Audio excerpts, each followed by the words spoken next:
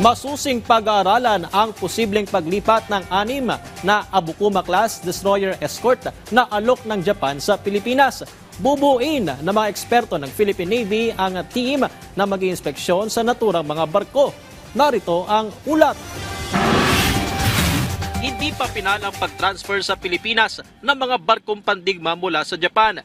Sabi ni Defense Secretary Gibo Teodoro, pag-aaralang maigi kung magiging akma sa fleet ng Philippine Navy ang 6 na Abukuma-class destroyer escort na alok ng Japan.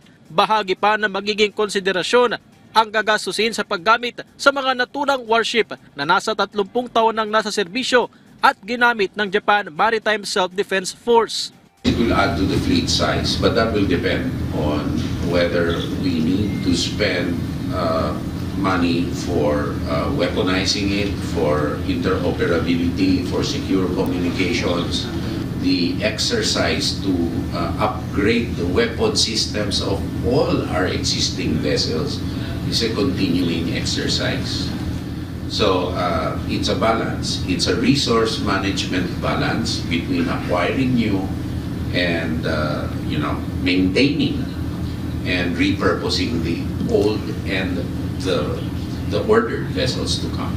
Ayon sa Philippine Navy, sa Agosto isasagawa ang inspeksyon kasunod ng imbitasyon mula sa Japan Ministry of Defense na tatagal ng 2 linggo. Bubuin ng Joint Visual Inspection Team ng mga Service Warfare Officer, Sea Systems Experts, Financial Analyst at Logistician.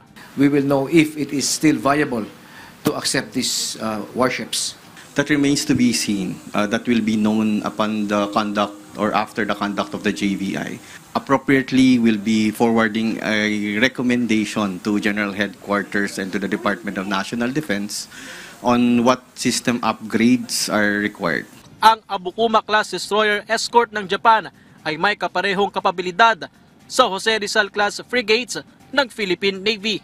These destroyer escorts also have specific capabilities that we require. Anti-submarine warfare, anti-surface warfare, electronic warfare, anti-air warfare. So the acquisition or the potential transfer of these assets would greatly enhance the Philippine Navy's capability to further support the comprehensive archipelagic defense concept. Samantala, naitala nitong Hunyo ang pinakamaraming barko ng China sa West Philippine Sea ngayong taon. Sa monitoring ng Philippine Navy, 49 na barko ng China Coast Guard at People's Liberation Army Navy ang namataan sa Bao de Masinloc, Ayungin Shoal at Pag-asa Island.